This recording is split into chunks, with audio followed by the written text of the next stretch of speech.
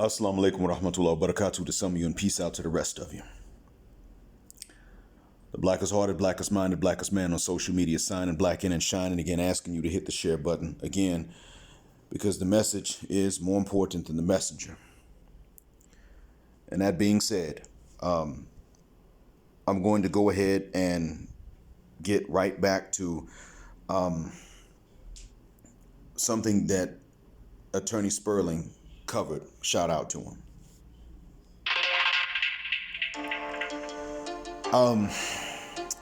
Before I do, I'm gonna give y'all a quick side note or clarify something from my last upload from earlier. I uploaded it about early morning time on the 26th. For most of you, here's the deal. When I said what I said about how we got to stand against colorism, even when people like Kwame Brown practice it, I realize that Kwame Brown does not hate light-skinned men or light-skinned women. I understand that. I know that. I get it. Please don't feel the need to remind me of that, because even though I didn't talk about the lack of hatred, I thought it was assumed, because he did go up with Judge Joe Brown. What I'm getting at is that colorism as a bias can come without hatred, much like racism can come without hatred. I deal with the racial biases of these Arabs that is devoid of hatred and devoid of violence and devoid of real danger to our lives. So I know what it looks like. The problem is that if that seed of bias is there, it can turn into something dangerous later. That's why I said we got to get rid of this. So I'm not telling you that he hates any particular shade. I'm telling you that he feels comfortable and he feels that it is okay to make jokes about a particular shade, especially in men, but nobody would feel like it was okay to do the reverse. That's what I'm getting at. The next time he says something about DJ Envy's phenotype or Matt Barnes' phenotype and calls their masculinity into question because of this, I want you, as Black America, as a collective, to react the same way you would if someone like me were to have made fun of his phenotype. You got it? That's what I meant. Now, to get on the subject for which I started this recording, let me say this. Dennis Spurling, Attorney Spurling, shout out to him, covered something about solicitation, tricking. And he said the solicitation in some places or in Texas has already been moved up to a felony, and other states would soon follow. Now, you are seeing, many of you are saying, well, no, they're going to legalize selling a WAP. Yeah, okay, they might legalize selling it, but they're not going to legalize buying it.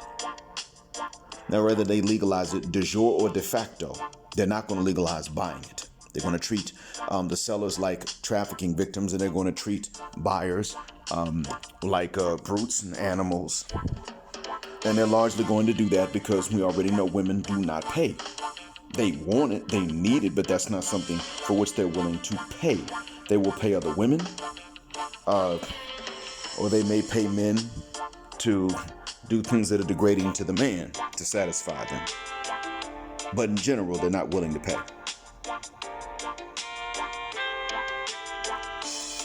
So, what you were seeing, since the Mann Act already exists, which Attorney Spurling pointed out, which makes it illegal to travel across state lines or to travel across international boundaries, borders, for illegal sexual purposes that are illegal in either of the jurisdictions, the jurisdiction from which one travels or the jurisdiction to which one travels.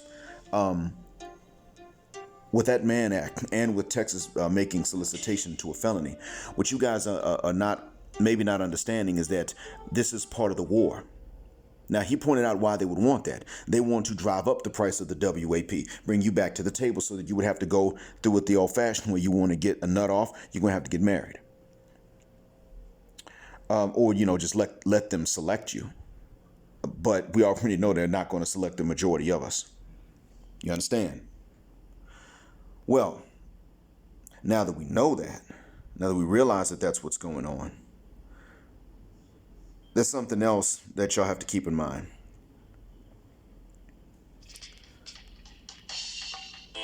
You are not fighting back unless you do what I'm about to tell you right now.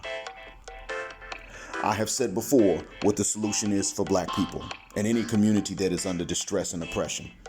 I've said before multiple times. Many have said it can't be the case. I don't want to hear about that Arab stuff. And Full Lust Sports and when I went live to give sisters, Western women, a chance to say why we should even be approaching them anymore, we wound up talking about the greater solution that I talked about. And in the whole 4.5 hours that I was live, not one lady showed up to say why they should be approached by us anymore. I have told you, male chastity, which is one of the religious spiritual values in Islam. You can argue as to how much it is in the Old Testament or the New Testament. In Islam, it is a value. Like female chastity, it is a value. It also is a practical value. It is something that has a practical benefit. Now, many of you like to say biology, black mind. We men, we got testosterone. We got to get it out. Gentlemen, women have testosterone. They got to get off too, and they'll do so. What I want you gentlemen to understand is, as I've said before, fasting, which is one of the 5 pillars of Islam during a particular month, does govern the libido. It weakens it. You don't you don't develop another sexuality if that's what you're worried about, but it really, really dials down the libido when you start to get hungry. And if you say, well, my job, I can't fast like that. Okay, then you can still fast from, let's say, from food, but not from water if that's what it takes. You can eat very little. Trust you me. You can decide how much you're going to fast and how seriously, and you can tailor the fast to lower the libido. You'll find out what does that job. But the point is that works for the men. It does not work for ladies. Fasting does not lower the female libido. You are not fighting back until you do this when I told you. Because as I've said before, you can travel outside the West to find someone with whom to spend your life, but you cannot travel to fornicate.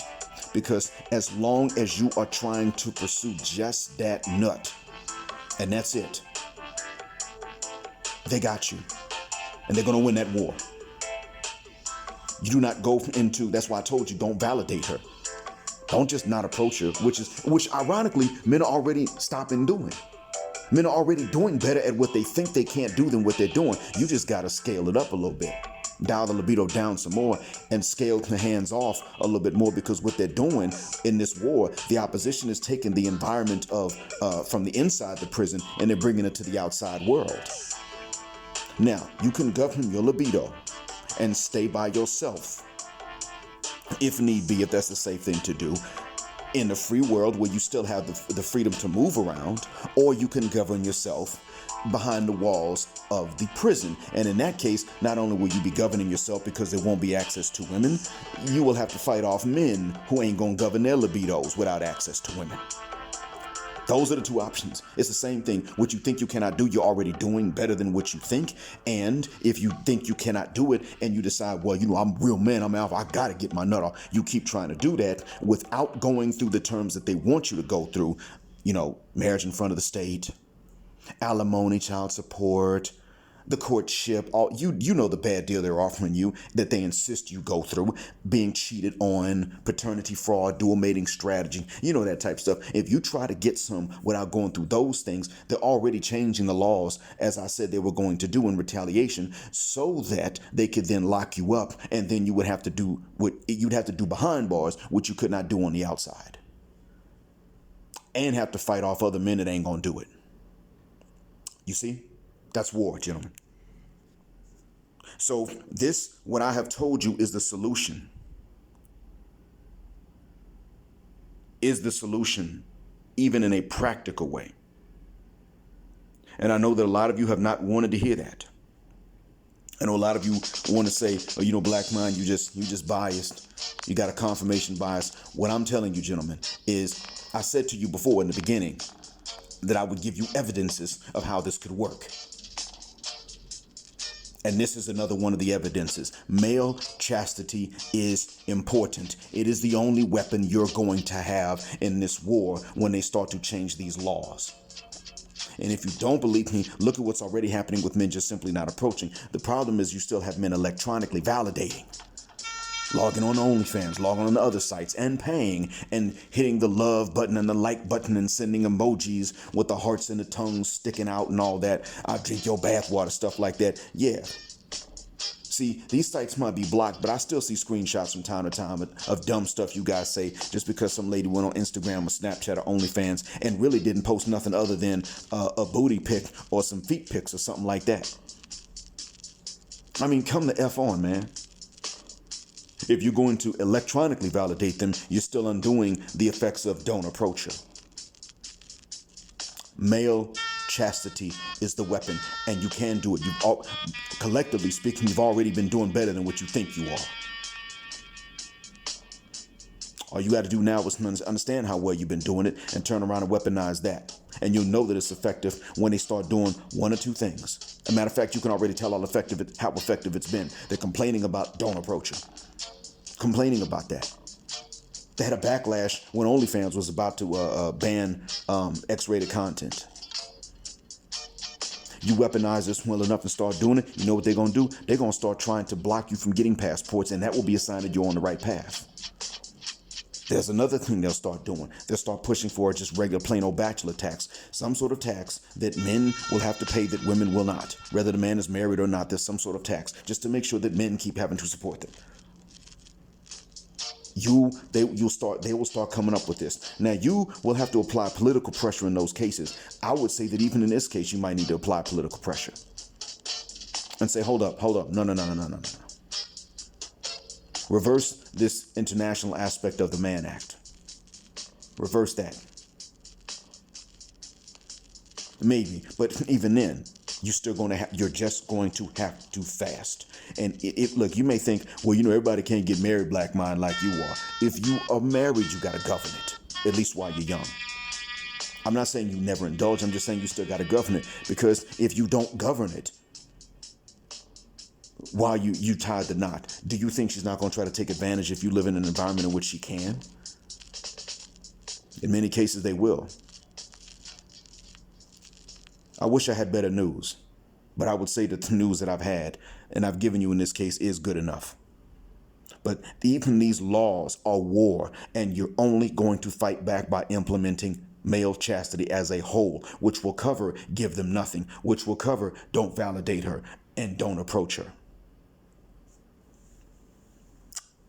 Thanks for listening. Black or black mind, blackout, assalamu alaikum, and black heterosexual non-select male power just because they don't like it, and black patriarchy until extinction or judgment day.